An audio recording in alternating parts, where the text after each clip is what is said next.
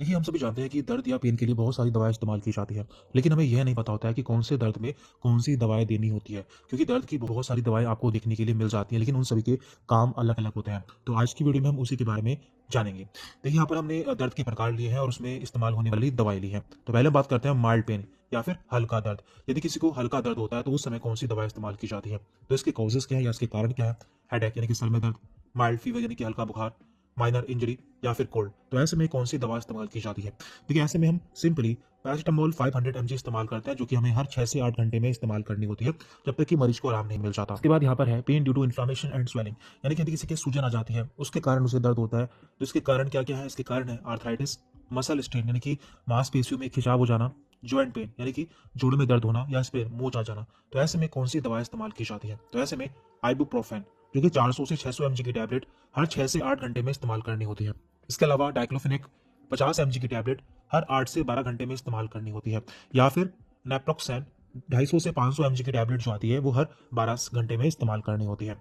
अब बात करते हैं नर्व रिलेटेड या फिर न्यूरोपैथिक पेन, यदि किसी की नसों में दर्द होता है, जैसे कि डायबिटिक न्यूरोपैथी, सियाटिका, सिंगल्स या फिर नर्व वीकनेस यानी कि नसों की कमजोरी के कारण दर्द होता है। तो ऐसे में कौन सी दवा इस्तेमाल की जाती है? तो यहाँ पर दो तरह की दवा इस्तेमाल की जाती है। पहली है गाबापेंटिन, जो कि 100 से 300 mg की टैबलेट रात को लेनी होती है। दूसरी है प्रेगाब्लिन, जो कि 75 से 150 mg की टैबलेट रात को इस्तेमाल करनी होती है। इसके बाद यहाँ पर अगली कैटेगरी है मॉडरेट टू सीवियर पेन, यदि किसी के मध्यम से काफी तेज दर्द होता है, जैसे कि फ्रैक्चर्स के कारण दर्द यानी कि हड्डी टूट जाती है, मेजर इंजरी, कोई बड़ी चोट लग जाती है, पोस्ट सर्जरी पेन, यदि किसी की सर्जरी होती है उसके बाद दर्द होता है, या फिर कैंसर का दर्द।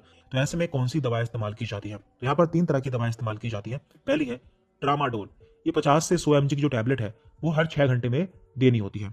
दूसरी है कोडीन, जो कि 15 से 60 mg की टैबलेट हर 6 घंटे में इस्तेमाल करनी होती है। तीसरी है मोरफिन, जो कि 10 से 30 mg की टैबलेट जब किसी के काफी सीवियर पेन होता है उस समय इस्तेमाल की जाती है। इसके बाद यहाँ पर है मसल स्ट्रेन और स्पाज्म रिलेटेड पेन, यदि किसी के मसल में खिंचाव आ जाता है या फिर उसके मोच आ जाती है, तो ऐसे में कौन सी दवा इस्तेमाल की जाती है? इसके कारण है cervical pain, back pain, spondylitis. तो ऐसे में थायोकोल्चिकोसाइड 4 mg की टैबलेट हर 12 घंटे में इस्तेमाल करनी होती है, या फिर बैक्लोफेन 10 mg की टैबलेट हर 8 घंटे में दी जाती है। अब बात करते हैं लोकलाइज्ड और सुपरफिशियल पेन, यदि किसी के स्किन की ऊपरी सतह पर या फिर लोकल पेन होता है, जैसे कि बर्न्स यानी कि जलने के बाद दर्द होना, इंजरी हो जाना, आर्थराइटिस या फिर टूथन यानी कि दांतों में दर्द होना। तो ऐसे में कौन सी दवा इस्तेमाल की जाती है?